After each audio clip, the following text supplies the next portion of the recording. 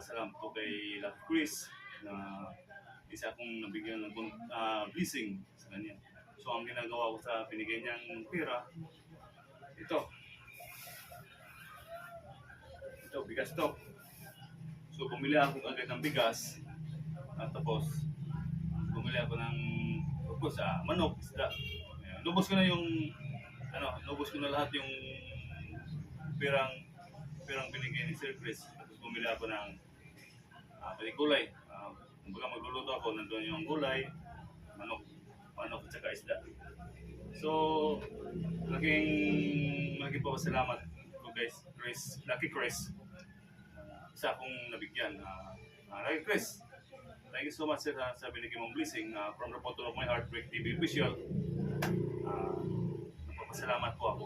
Taong puso po ako nagpapasalamat sa iyo sa binigay mong blessing sir. So, nabili ko na. Ito na yun.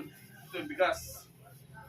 Ang isda na doon sa rip. Hindi ko lang pinakita dito kasi maghugas pa na naman tayo ng kamay.